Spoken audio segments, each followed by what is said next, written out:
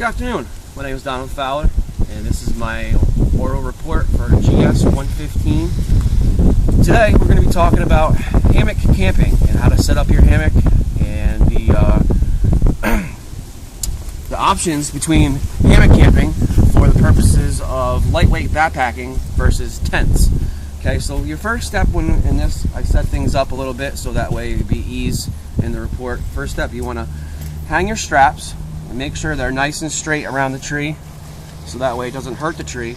A lot of campgrounds and national parks don't like you to use these regular cords because you have a lot of weight when you're inside the hammock and it pulls down and actually marks the tree.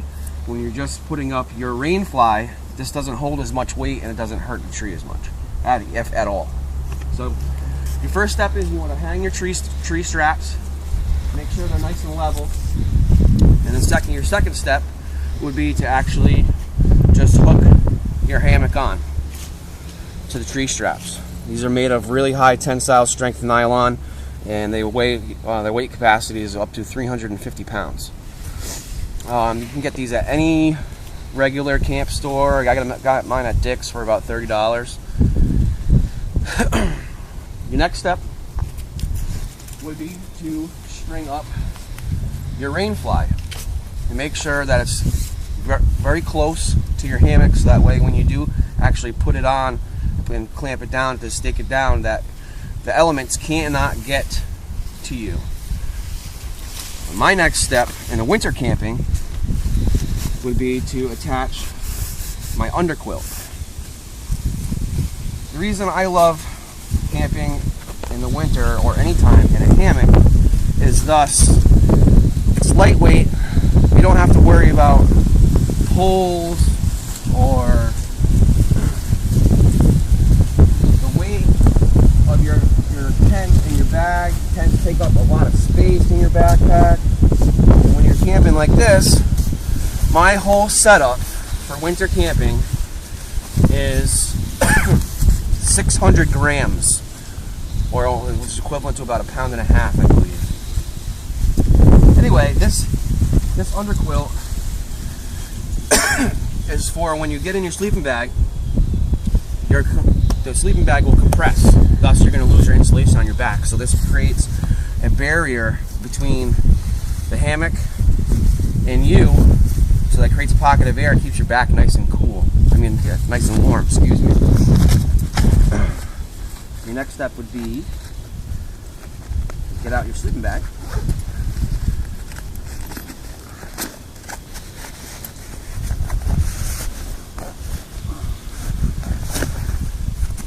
Mine comes in this has a nice compression sack to it. Ease of space. It actually cuts down on weight for a big heavy pouch or another backpack just to put your sleeping bag in. And it's nice because it'll fit inside your bag. This is a military grade 3-piece system. I only have the black piece inside there because that's all you really need with this underquilt.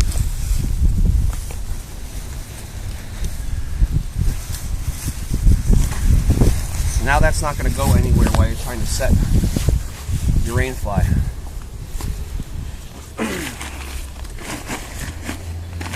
I've hiked through lots of different places with these. Most recently I went through the Smoky Mountains. It was 75 miles in 5 days, and it really creates a lot of space in your bag for food, extra clothing, medical gear. Now your next step, you're going to want to make sure this ridge line is nice and tight. I'm going to fold it over, set your rain fly. You really don't have to tie this. What you want to do is you want to wrap the cord around the stake a few times, set it in.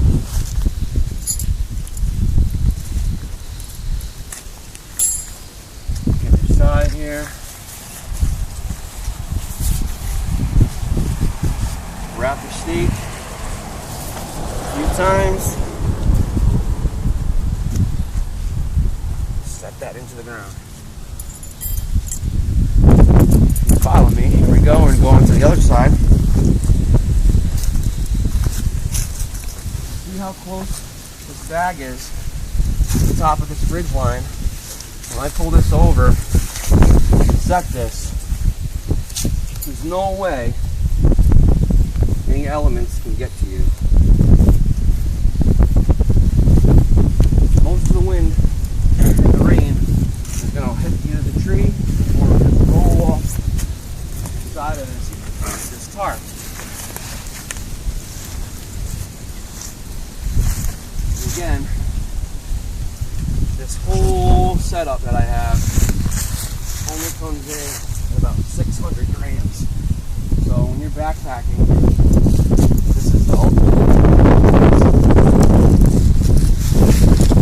A tent is going to set you back in your pack at least about 5 pounds. You know, and that's major when you're talking about hiking weight, backpack weight. Now, if you can come over here, you can watch me crawl right into this.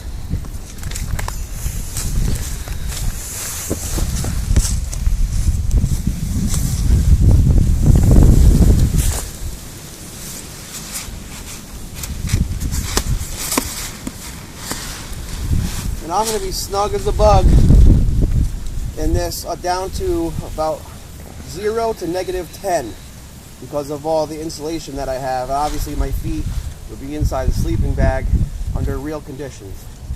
This is Donald Fowler signing off, GS.115 oral report.